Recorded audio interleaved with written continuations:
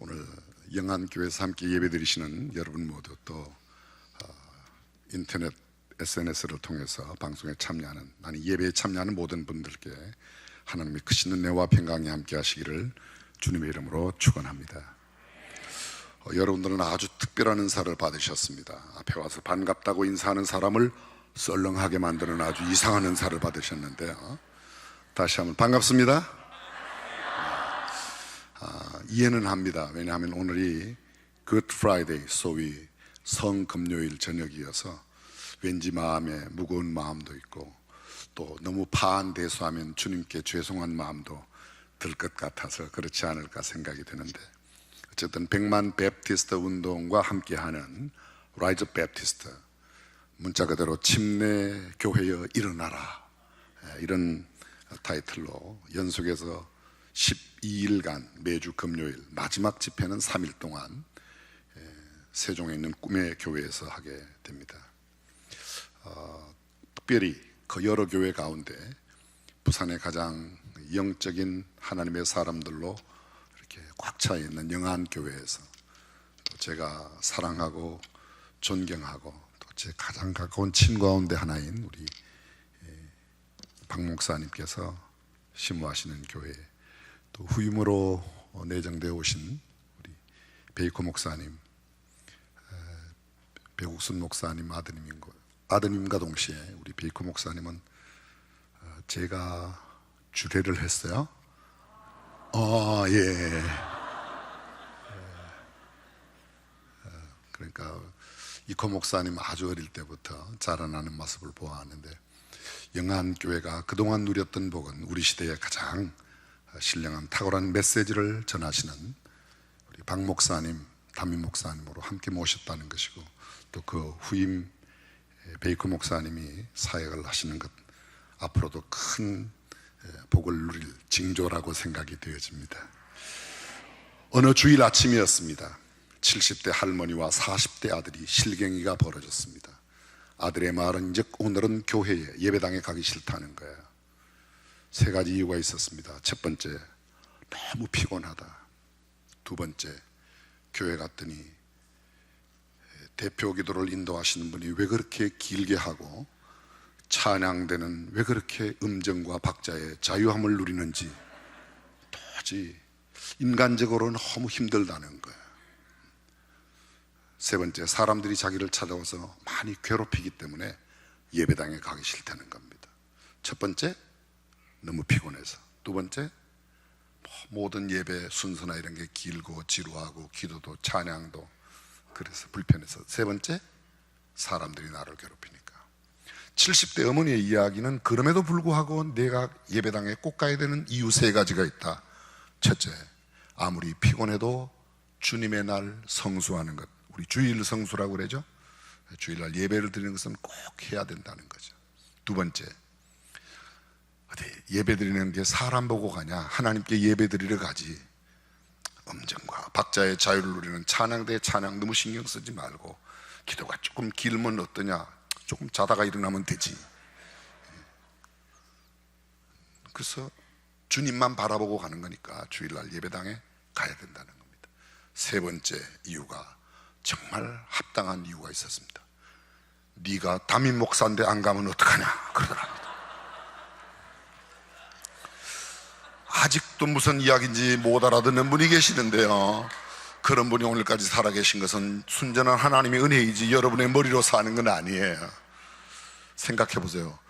주일날 담임 목사도 예배당에 가기 싫다고 하는데, 이런 금요일 저녁 무슨 라이즈 베프티스트라고 만들어갖고 기도회 한다고 그러는데, 그것도 실제로 오는 것은 모임의 장소 여기고 나머지는 전국의 3,500여 교회가 모두 영상으로 예배를 참여해라.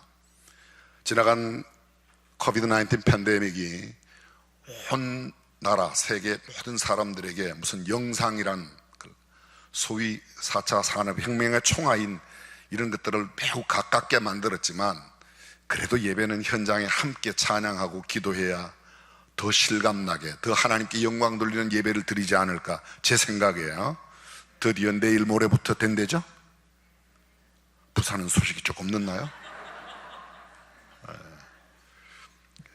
월요일부터 내일 밤 12시가 되면, 아니 모레밤 12시가 되면 이제 월요일부터는 완전히 사회적 거리 이런 거 다 폐지되고 실내에서만 마스크를 끼고 나머지는 다 마스크 프리, 소위 마스크도 안 끼고도 된다고 합니다.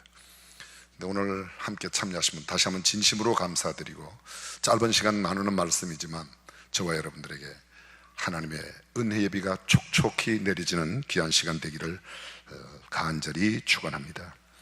누가복음 23장 오늘 본문, 저와 여러분들이 함께 읽은 이 말씀 너무도 잘 알고 있는 말씀입니다. 저는 가장 찬란한 빛으로, 가장 아름다운 보석으로 꾸며진 글자로 인쇄해야 할 책이 있다면, 그 글이 있다면 오늘 본문이라고 생각합니다. 그래서 왜냐하면 성경의 가장 핵심되는 주제인 구원을 우리가 눈앞에서 똑똑히 현장으로 볼 수 있는 그런 장면입니다. 성경의 핵심이 뭐예요? 여러분들이 일부러 틀리려고 대답하지 않으면 뭐라고 대답해도 맞을 겁니다. 하나님의 사랑이다, 틀린 말이 아닙니다. 구원이다, 맞습니다. 은혜이다, 맞습니다. 뭐라고 표현해도 성경적인 근거를 충분한 이유로 말한다면 다 정답이 될 것입니다. 그러나 뭐니 해도 성경을 통해서 하나님께서 우리에게 주시는 메시지는 잃어버린 영혼의 구원이라고 믿습니다. 여러분, 혹시 하나님께서 온 우주 만물을 창조하시기 전에 하나님이 계셨죠? 지금 제가 여쭤보는 거예요. 온 우주 만물을 창조하시기 전에 하나님이 계셨었냐고 여쭤보는 거예요. 그때 하나님 뭐 하셨을까요? 너무 어렵죠? 성경은 아주 선명하게 곧 창세 전에 그 기쁘신 뜻대로 우리를 예정하사, 뭐 하셨다고요? 예정하셨어요. 좀 어려운 신학적인 이야기를 한다고 그러면 창조하시는 하나님을 영어로 표현할 때 acting God, 행동하시는 하나님이라고 그래요. 행동하시기 이전, 창조의 행위를 하시기 이전 하나님을 영어로 표현하면 being God, 소위 존재하시는 하나님. 하나님은 언제나 시제가 현재이니까요, 그대로 being God. 근데 그 being God, 우리의 시제로 표현하면 창조하시기 이전에 계셨던 하나님은 무엇을 하셨는가? 에베소서 1장 3절이야. 곧 창세전에 그 기쁘신 뜻대로 우리를 예정하시고 우리의 구원을 계획하셨다는 겁니다. 우리의 구원을 계획하셨어요. 그 구원의 계획을 구체적으로 이루시기 위해서 기록한 책이 바로 성경책입니다. 사실 만약 인간이 범죄하지 않았다면 성경은요, 창세기 1장 2장하고 요한계시록 21장 22장만 있으면 돼요. 근데 창세기 3장 인간의 타락으로부터 인간 타락이 회복되어 새하늘과 새 땅으로 들어간 요한계시록 20장까지 이야기는 모든 구원의 드라마입니다. 노아의 사건도 마찬가지입니다. 아브라함의 이야기도 모두 마찬가지입니다. 이 짧은 시간에 다 나열할 수 없는 성경 전체가 구원이에요. 그 구원은 하나님께서 우리를 얼마나 사랑하셨느냐 하는 거죠. 하나님의 사랑이 구체화된 것을 좀 어려운 문자로 이야기하면 은혜와 긍휼로 구체화되었다. 은혜라는 단어, grace요, 뭐죠? 카리스라고 말하는 헬라어 은혜라는 말은 도저히 받을 자격이 없는 자에게 거저 주시는 바 하나님의 호의적인 선물. 자격이 없어요. 더구나 달라고도 안 했어요. 그런데도 주시는 거예요. 그게 뭐라고요? 은혜예요, 은혜요. 긍휼은 뭔가? 긍휼은 뭐죠? 뜻이? 불쌍히 여기는 것. 너무 막연해요. 불쌍히 여긴다. 긍휼은 이런 겁니다. 당당히 자격이 있어요. 필요 충분 조건을 완벽하게 갖추었어요. 받을 자격이 있어요. 그런데도 불구하고 하나님께서 우리에게 주시지 않는 거예요. 달라고 해도 안 주세요. 그게 긍휼이에요. 조금 섭섭하죠? 자격도 되는데 달라고 해도 안 주신다? 그런데 그게 정말 우리에게 얼마나 큰 하나님의 사랑인지 몰라요. 혹시 억울하신 분 계십니까? 자격도 되는데. 자, 조금 설명을 드려볼까요? 우리는 하나님의 자녀가 되는 구원받을 자격이 없어요. 그런데 우리의 죄를 주님이 대신 지게 하셔서 예수 그리스도를 보내어 그분이 대신 지게 하심으로 우리에게 하나님의 자녀가 되는 특권을 주셨어요. 이건 뭐예요? 은혜예요. 자격이 없는데 주신 거예요. 근데 우리는 자격이 있어요. 무슨 자격이 있어요? 죄를 지어 죄의 값이 뭐예요? 사망이에요. 죄의 값은 사망이죠. 죄의 삭은 사망이라고요. 근데 사망을 받을 자격이 있어요. 죄를 지었기 때문에. 근데 달라고 해도 하나님이 안 주세요. 사망을 안 주세요. 좀 쉬운 말로 표현해 볼게요. 죄를 지어 죄값으로 받을 형벌, 하나님 제가 이런 죄를 지었습니다. 형벌을 받아야 됩니다. 형벌 주세요. 그런데 안 주시는 거예요. 그래서 하나님께서 우리를 하나님의 자녀로 만들어 주신 겁니다. 이것을 긍휼이라고 그래요. 자격이 되어 못 받는다고 그러니까 엄청 좋은 것 받을 자격 갖춘 줄 알지만 실제로는 우리가 절대로 받아서는 안 되는 것을 받을 자격을 갖추었다는 거죠. 그것이 바로 구원입니다. 구원은 절대적인 하나님의 주권에 의해서 이루어지는 겁니다.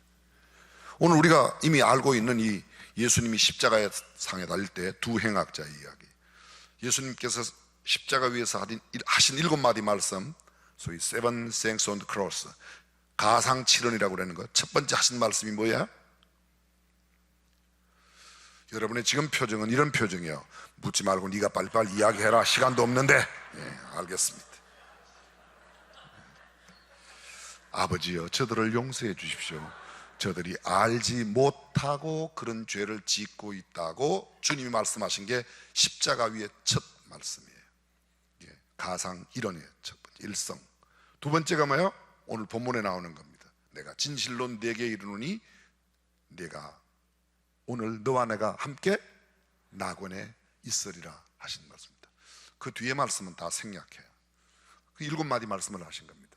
근데 예수님께서 십자가에 달려 돌아가실 때 함께 달린 두 행악자, 성경은 두 행악자, 다른 성경에 보면 달린 행악자들도 이렇게 되어 있습니다. 마태복음에는 이렇게 되어 있어요.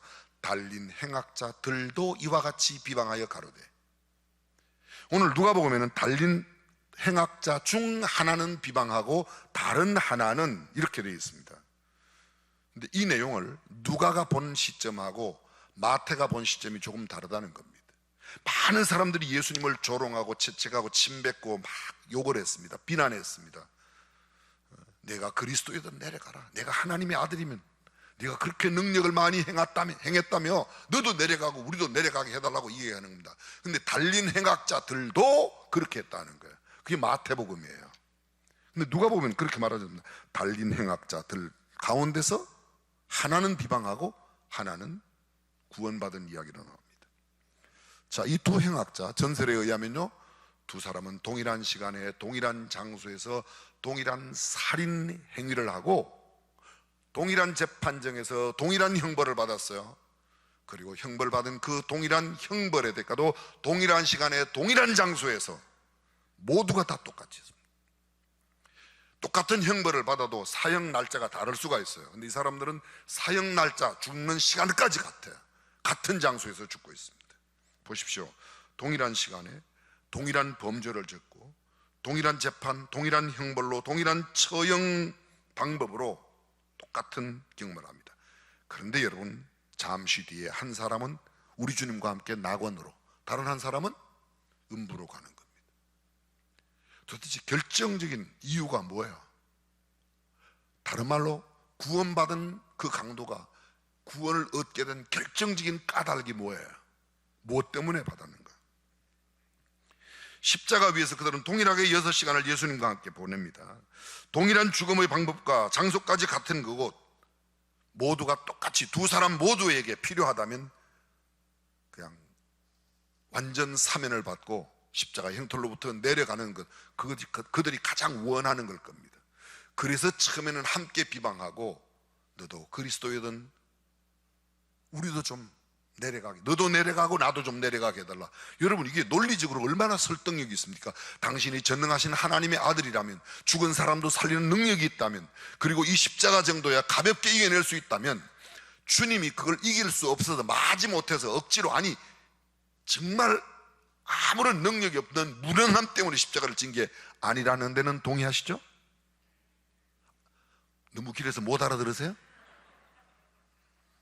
피할 수 없어서 주님께서? 아니에요. 주님, 여러분, 검과 몽치를 들고 예수님을 잡으러 왔던 로마의 병정들과 대제사장 서기관 바리새인들이 왔을 때 너희가 누구를 찾느냐 그랬더니 그들 모두가 다 고꾸라졌습니다.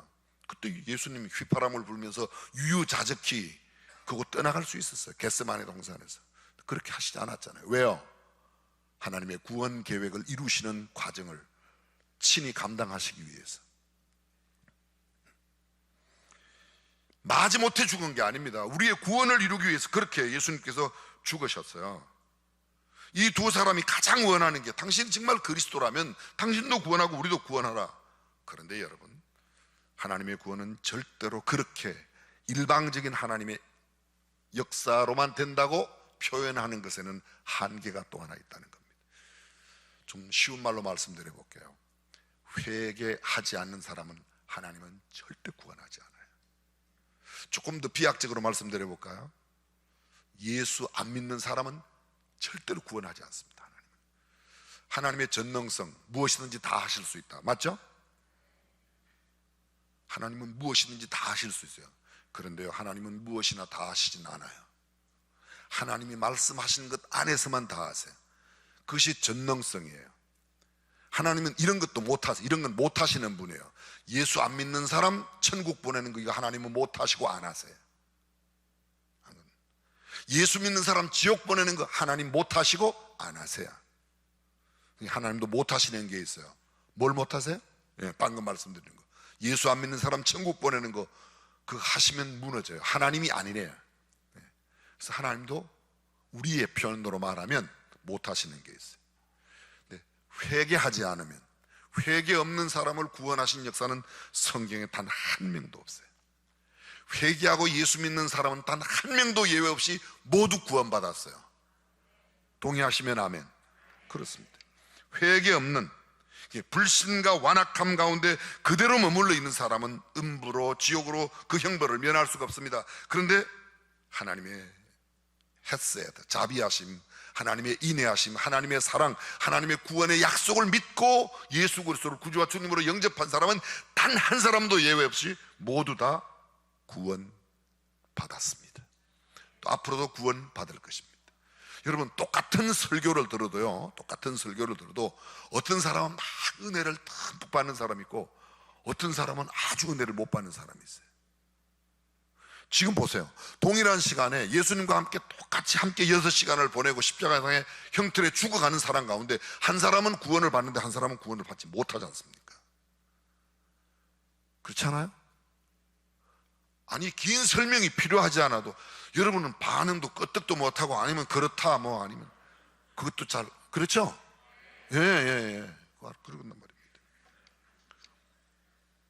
동일한 복음을 들어도 어떤 이는 구원을 받고 어떤 이는 구원을 받지 못합니다.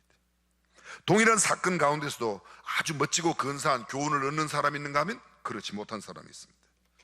하나님의 주권은 사람의 책임을 넘어서지 않습니다. 내가 해야 될 일을 해야 된다는 겁니다. 쉽게 말하면.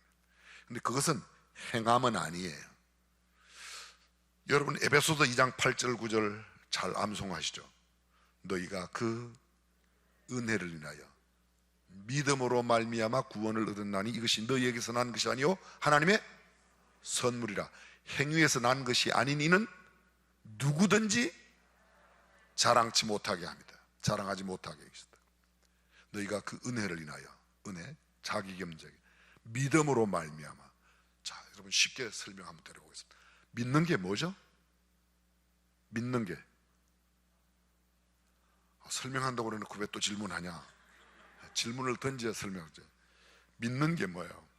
믿습니다. 쇠소리 잘하면 믿음이 좋습니까?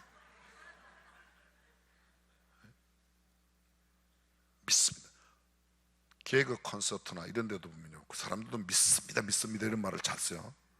믿음이, 믿는다는 게 뭔가? 정말 믿음. 우리가 사랑을 아는데 사랑을 설명하라 그러면 잘 안 되죠. 그런 표현, 그런 명사를 추상명사라고 그래요. 행복을 느끼지만 행복을 설명하라고 그러면 참 설명이 어려워요. 근데 믿음이라는 단어는 추상명사가 아니에요. 굉장히 실제적인 동사예요. 굉장히 실제적인 동사예요. 성경에 쓰여 있는 믿음이라는 말, 우리 영어로 뭐 believe 또는 faith라고 표현하는 그 믿음은요, 피스티스라고 되어 있어요. 세 가지의 뜻이 있습니다. 첫 번째 뜻은 뭔가 하면, 첫 번째 뜻은 시인하다, 인정하다라는 뜻입니다. 시인하다, 인정하다. 예수를 믿는다는 말은, 하나님의 말씀을 믿는다는 말은 하나님의 말씀에 기록된 내용을, 말씀이 기록하고 있는 예수님의 모든 삶에 대한 예언부터 성취, 그리고 그 이후에까지의, 정확하게 표현하면 창세기 1장 1절부터 요한계시록 22장 마지막 절까지 있는 말씀을 그대로 다 시인하고 인정하는 겁니다. 태초에 하나님이 천지를 창조하셨어. 하나님은 때로 이런 기적을 베풀어 홍해를 가르셨어. 예수님께서 물 위로 걸어가셨어. 예수님은 처녀의 동정녀의 몸에 나셨다. 그 모든 내용을 시인하면, 인정하면 믿는 거고, 어떻게 처녀가 애를 낳지? 말도 안 돼. 무슨 그런 말이 있어. 이게 안 믿는 거야. 이해가 되시죠? 그럼 다시 여쭤볼게요. 여러분들은 성경에 기록된 모든 말씀대로 예수님에 관한 모든 기록과 예언들을 그대로 시인하고 인정하십니까? 그럼 믿는 거야. 근데 난 요건 안 믿어져. 죽으면 그만이지, 어떻게 사람이 죽었다가 일어나냐? 사람이 어떻게 물 위로 걸어가냐? 그때 안개가 낀 해변을 걷는 게 물 위로 걷는 것처럼 보였기 때문이지. 상당히 설득력이 있는 이야기 같지만 성경은 그렇게 말하지 않습니다. 실제로 물 위로 걸으셨고, 실제로 죽은 자를 살리셨고, 실제로 수많은 기적과 이적을 베푸셨습니다. 그것을 그대로 시인하고 인정하는 게 믿는 거예요. 제 이름이 고명진이에요. 혹시 제 호적이나 제 주민등록증이나 제 여권에 이런 걸 조사해 본 분이 계세요? 한 분도 안 계세요? 아니, 제 뿌리를 이렇게 조사해 본 적이 있냐 없냐 여쭈시는데도 대답을 안 하고 그냥 버티시는 이유는 뭡니까? 여러분들 심은 대로 거둬요. 심은 대로. 여기서 대답 안 하는데 집에 가서 아들한테 이야기하는데 대답 안 하고 뻘쭘함 있으면 심은 대로 거두는 거예요. 대답 기대하지 마세요. 다시 여쭤볼게요. 제 근본이나 신분에 대해서 조사해 본 적이 있어요, 없어요? 근데 그 대답이 그렇게 어려워요? 그런데도 제 이름이 고명진이라고 여러분 인정하세요? 그러고 보니까 저게 고구마일 가능성도 있네. 이거 뭐야? 지금 명진이 아니야? 혹시 명태 아닌가? 이런 마음이 들어가면 안 믿는 거예요. 근데 오늘 온 목사는 고명진 목사랍니다. 여러분이 제 목사 안수 받는 거 봤어요? 못 봤죠? 근데 목사라고 불러요? 그러니까 고명진 아저씨 이렇게 불러야 되겠죠? 목사라고 부르잖아요, 그죠? 어떤 사람이 부른다면 조크로, 농담으로 그렇게 부를 수 있지만 실제 아마 목사라고 부를 거예요. 왜요? 여러분의 담임 목사님이, 또 여러분이 알고 있는 분이 그렇게 소개를 하니까 그대로 시인하고 인정하는 겁니다. 예수님에 관한, 예수님께서 친히 말씀하신 내용을 그대로 시인하고 인정하는 게 예수 믿는 거예요. 믿는다는 말은요, 두 번째로 영접하다, 받아들이다, 그런 말입니다. 자, 저를 잠깐 보십시오. 제가 본래 이렇게 물을 마시는 사람이에요. 이렇게 돌아서서 마시는 사람인데 지금은 이렇게 마시잖아요. 이렇게. 제가 방금 이 물을 제 몸 안으로 받아들였어요. 이 물 누가 떠다 놨습니까? 혹시 여기에 뭐 이상한 거 안 탔죠? 이런 거 안 물어보잖아요, 제가. 그거 물어보고 뭐 이상하다 그러면 제가 이거 믿지 않는다 그러면 제가 이 물을 마시겠어요, 안 마시겠어요? 그냥 1번, 2번으로 여쭤볼게요. 이거 제가 물을 안 믿으면 안 마신다 1번, 마신다 2번. 감사해요. 1번, 2번으로 여쭐 때는 그냥 무조건 1번이라고 하시면 정답이니까 그냥 알아서 하시면 돼요. 오늘 은혜가 될 것 같다 1번, 아니다 2번. 그렇게 하시면 되는 거예요. 아주 쉽잖아요. 보세요. 예수님을 믿는다는 말은 예수님을 받아들인다, 영접한다. 딩동, 누구세요? 박 목사입니다. 목사님 오셨어요. 어디서 들어오세요? 영접하는 거예요. 박 목사 묻고 뭐라? 박 목사 아닌데. 박정근 목사님 아닌 것 같아. 문 안 열어줘요. 이건 영접하지 않는 겁니다. 잘 들어보세요. 예수님께서 하신 모든 말씀과 예수님을 내 인격적인 구주와 주님으로 내 마음 속에, 내 영혼 속에, 내 삶 속에, 내 가치관 속에, 내 일상 속에 모셔드리는 게 예수 믿는 거예요. 지식적으로 아는 게 믿는 게 아니에요. 지식적으로 아는 게 믿는 게 아니란 말이죠. 그 예수 믿는다는 말은 예수님을 구주와 주님으로, 인격적인 주님으로 모셔드리는 거예요. 예수를 믿는다는 말은 세 번째, 맡긴다는 거예요. 믿는다는 말이 맡긴다는 거예요. 뭘 맡겨요? 내 모든 염려, 근심, 걱정, 미래, 내 모든 것을 다 맡기는 거예요. 제가 미리 말씀드렸는데 여러분에게 제가 돈 빌리러 온 게 아니라는 건 알고 계시죠? 여러분 돈 같은 거 은행에 맡기죠? 은행에 왜 맡겨요? 믿으니까. 어쩌면 그렇게 영리하게 대답을 하세요? 방금 누가 이야기했죠? 예, 옆에 계신 분 빨리 만 원 드리세요. 저렇게 훌륭한 분 옆에 앉기가 어려워요. 예. 지금 딱 두 사람이 좋을 것 같아서 제가 이야기해 본 건데요. 보세요. 맡긴다는 말은 그 사람을 신뢰한다는 거예요. 예수님을 믿는다는 것은 내 염려도, 내 문제도, 내 갈등도, 내 미래의 모든 범사까지 다 그분께 맡기는 게 믿는 거예요. 이 믿는다는 동사가 성경에 기록된 동사를 보면요, 죄송합니다, 어려운 문자, first aorist, 소위 제일 부정과거 시제로 되어 있어요. 그게 무슨 말인가 하면요, 이건 한 번 딱 시작해서 영원히 효험이 있는 겁니다. 믿는다. 영접한다, 이건 한 번만 영접하면 돼요. 근데 믿는다는 말은 한 번 믿는다고 말하고 끝나는 게 아닙니다. 믿는다고 말하는 순간, 다시 말하면 아까 이야기한 대로 시인하고 인정하고 받아들이고 내가 맡기는 일을 시작한 그때로부터 끝까지 그 사람 믿다 그만둬서 그런 건 없어요. 그런 건 없어요. 처음부터 안 믿거나 아니면 짝퉁으로 믿은 거예요. 이 믿음이라는 단어, 믿음이라는 동사 자체만 원어적으로 분석을 해봐도 이게 무엇인지를 아는 겁니다. 근데 예수 그리스도를 그렇게 믿는 사람, 그 믿는 사람은 하나님의 자녀가 되는 권세를, 그래서 너희가 그 은혜를 인하여 믿음으로 말미암아 구원을 얻었나니 이것이 너희에게서 난 것이요 하나님의 선물이라. 행위에서 난 것이 아니니. 오늘 십자가상의 강도가 보여주고 있는 그것이 바로 그것입니다. 이 강도가 행한 게 아무것도 없어요. 아니, 있죠. 뭘 했어요? 지옥 갈 일만 행한 거야. 지옥 가는 데는 많은 게 필요 없죠. 예수만 안 믿으면 갈 수 있어요. 아주 간단해요, 그죠? 천국 가는 것도 반면에 간단해요. 예수만 믿으면 천국 가요. 다른 게 필요 없는 겁니다. 이 사람, 오늘 성경에 나타난 대로 구원받지 못한 강도, 별로 그렇게 관심 없지만 그는 평생, 아까 말씀드린 전세례 하면 이 두 사람이 동시에 살인죄를 지었어요. 그래서 지금 마지막 그 형벌로 죽어가는 겁니다. 근데 구원받은 사람이, 그럼 구원받은 사람, 오늘 내가 진실로 네게 이르는 네가 오늘 나와 함께 낙원에 있으리라고 말씀한 그 부분에 그 대답을 들은 사람은 뭘 했습니까? 예배당에 다닌 적 있어요? 없다. 1번 있다. 2번 이렇게 해야 되겠습니까? 이것도 예배당에 다닌 적 있어요? 없어요? 없어요. 11조 낸 적 있어요? 없어요. 착한 일 했어요? 구제했어요? 선교했어요? 침례 받았어요? 아무것도 안 했어요. 근데 구원받았잖아요. 저는 이런 거를 하지 말라, 이런 거를 안 해도 된다, 그런 표현 안 해요. 구원의 조건에는 들어있지 않아요.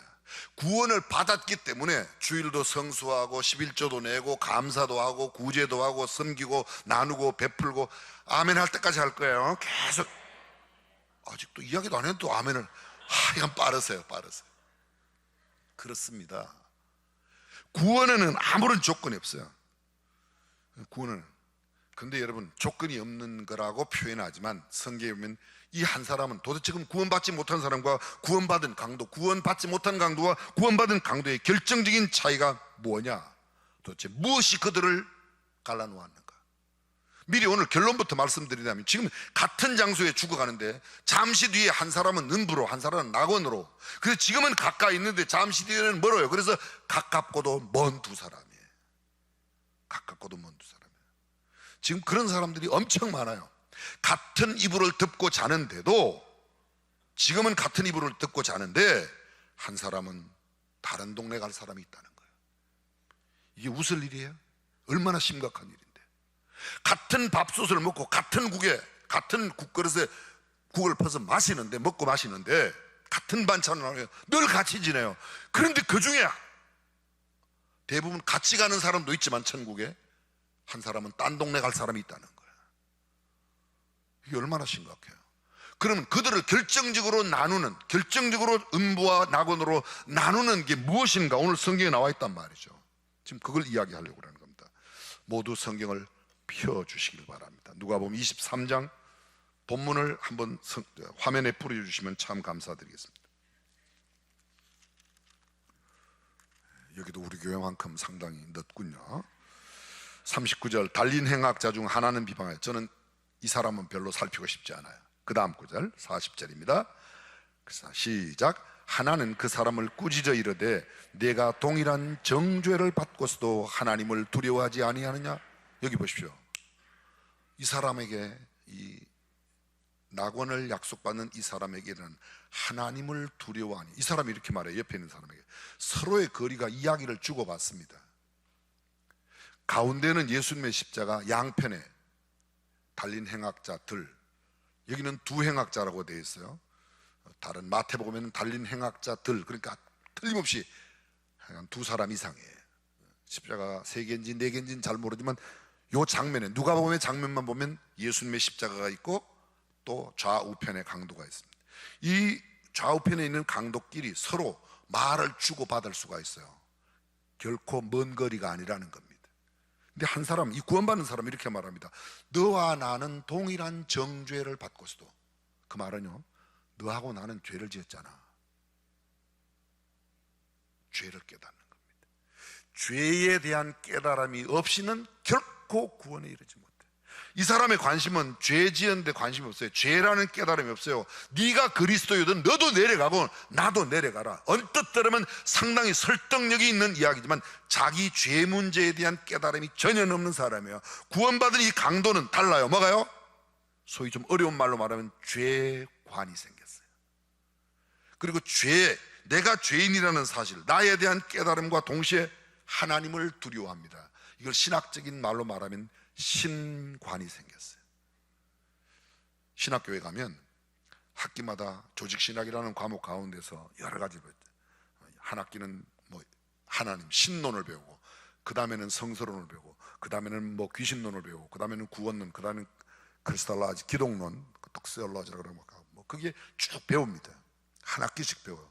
근데 이 사람은 신학교도 간 적이 없어요. 근데 순간에 그걸 아는 겁니다. 너하고 나는 죄인이야.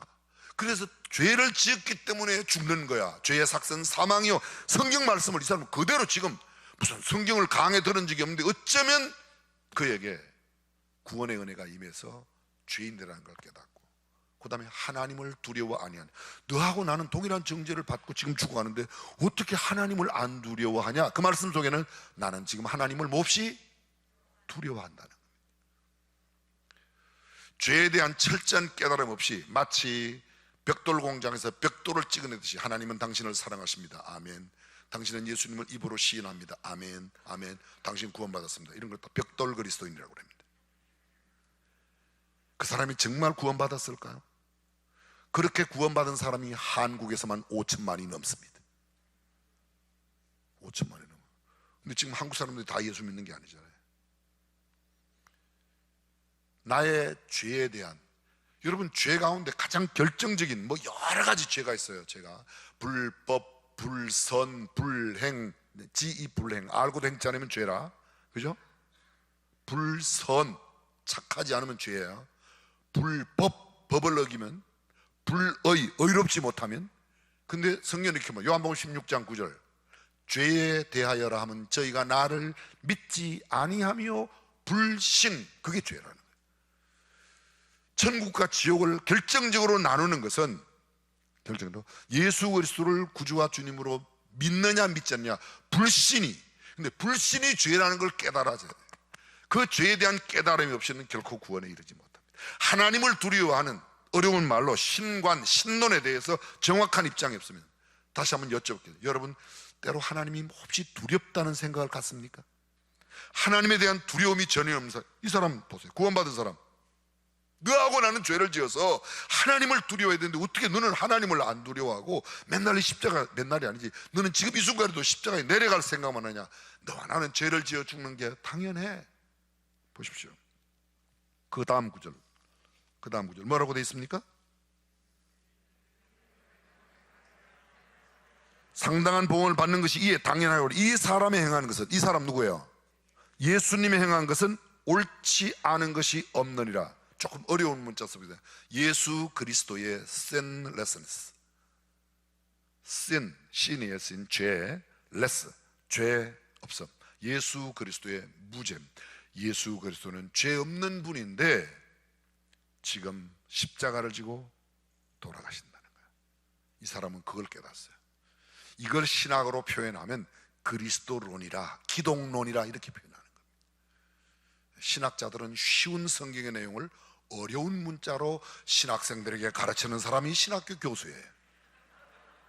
이건 제 이야기가 아니고 옛날에 김동명 목사님 사모님 안희숙 여사가 신학을 디파인하기를 쉬운 성경을 어려운 문자로 어렵게 가르치는 게 신학이라고 안희숙 여사에게 들었어요. 제 이야기가 아닙니다. 근데 실제로 맞는 것 같아요. 우리가 신론, 기독론, 죄론, 구원론 이렇게 말하면 이게 상당히 복잡해요. 근데 간단한 이 강도는 기독론, 신론, 구원론, 죄론, 내사론 이런 거 한마디 이야기 안 했어요. 너하고 나는 죄를 지어서 죽는 거야. 이분은 죄 없이 돌아가시는 거야. 그런데 우리가 어떻게 하나님을 두려워하냐? 하나님을 향하여 내 죄인인 내가 두려워하는 마음이 생겼다는 겁니다. 아주 쉬운 말로 그렇게 돼 있는 겁니다. 그리고 계속해서 보십시오. 죄가 없더니라 이러되 예수여 당신의 나라에, 예수여라는 말이 원어 성경에는요 주님이래요. 영어로 표현할 때 lordship을 말해요.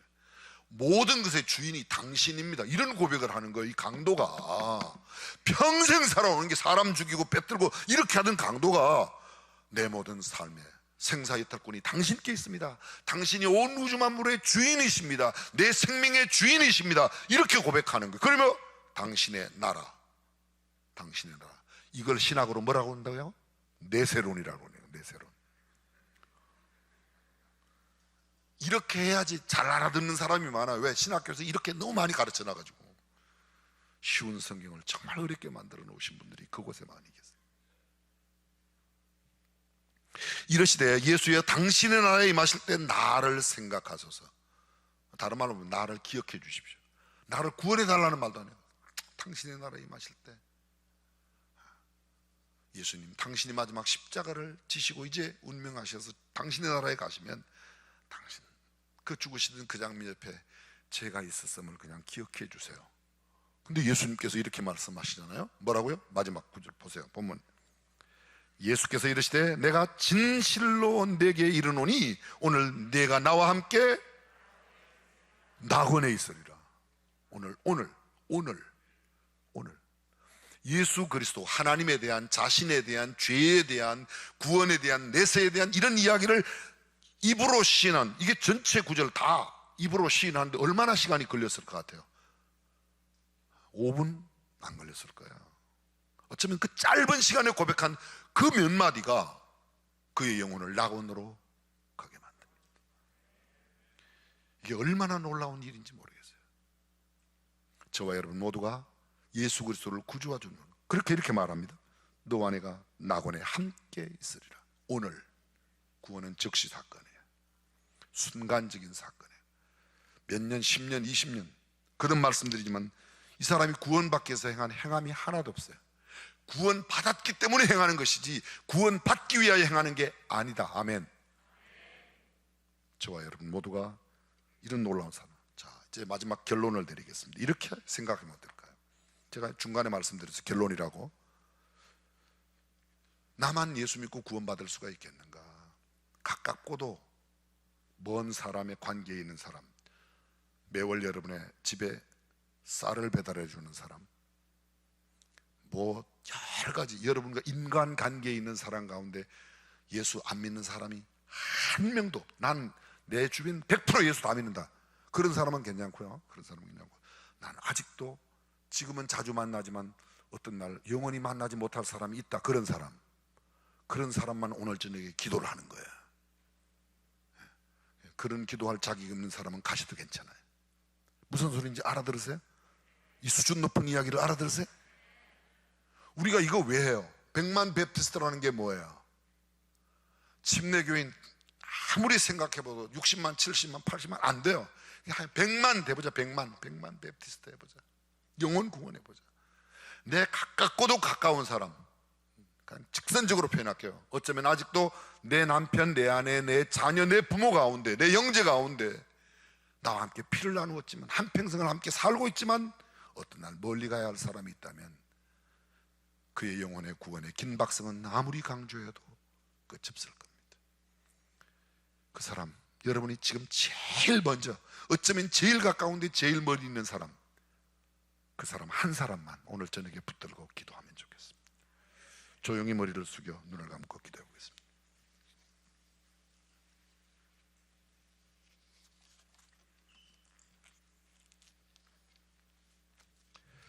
구원은 너무도 간단한데 너무도 어렵습니다. 가깝고도 먼 이 두 사람의 관계에 있는 사람, 하나님 저를 오늘 저녁 꼭 구원해 주십시오. 이 밤에라도 제가 전화라도 할 수 있다면 하겠습니다. 아니면 내일 새벽이라도 달려가겠습니다. 어쩌면 내일 아니면 이번 부활주일 모레 정말 긴 박성을 갖고 이거보다 더 급한 일은 없습니다. 팬데믹 코로나가 끝나는 것보다 사실은 이게 저는 더 중요하다고 생각해요.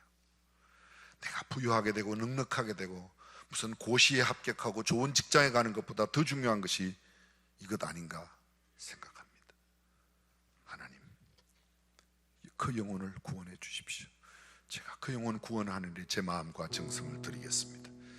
여러분의 각오와 결심을 이제 기도하면 좋겠습니다. 함께 조용히 또는 소리내어 아니면 외치면서 기도하셔도 좋겠습니다. 기도하겠습니다. 전능하신 우리 하나님 아버지, 오늘 저희들